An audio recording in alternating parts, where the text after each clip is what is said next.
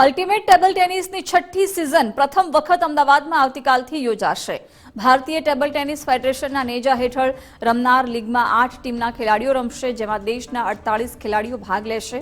16 ખેલાડીઓ એવા છે જે ઓલિમ્પિક્સમાં ટેનિસ રમેલા છે, જેમાં અમદાવાદના SG Pipers, Stanleys, Chennai Lions, Dabang Delhi Dempo, Goa Challengers, Jaipur Patriots, Kolkata Thunder Blast, Pune Jaguars, Mumbai TT જેવા ટીમમાં Hasmit Desai, Fan Siqi, Diya Chitale, Ricardo Walther, Maria Xiao, Alvaro Robles જેવા ભારતીય અને વિદેશી ખેલાડીઓ લીગમાં મેચ રમશે.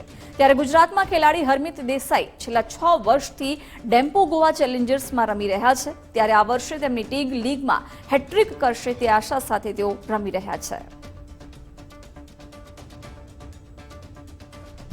ખૂબ જ આમાં શ્રેય જાય છે ગુજરાત ગવર્મેન્ટને, જેમાં સ્પોર્ટ્સ તરફ આખું જે પરસેપ્શન હતું એ ચેન્જ થયું છે છેલ્લા ઘણા વર્ષોની અંદર.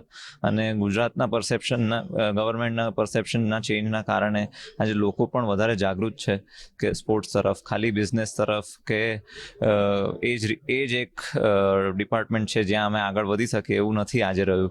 સ્પોર્ટ્સમાં પણ જોબ ઓપોર્ચ્યુનિટીઝ છે, સ્પોર્ટ્સમાં તમે ફાઇનાન્શિયલ સપોર્ટ મળી રહ્યો છે, સ્પોન્સર્સ હોય કે પછી ગવર્મેન્ટ હોય, અને ખેલ પ્રતિભા પુરસ્કાર જેવી પુરસ્કારો પણ મળી રહી છે.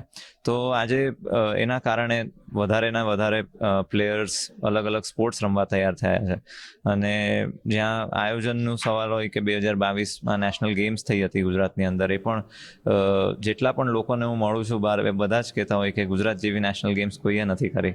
અને એ જ આશા છે કે 2030માં કોમનવેલ્થ ગેમ્સ થાય, 2036માં ઓલિમ્પિક્સ થાય, જેમાં ગુજરાત હોસ્ટ કરી શકે અને one of the best Olympic games આયોજન કરી શકે.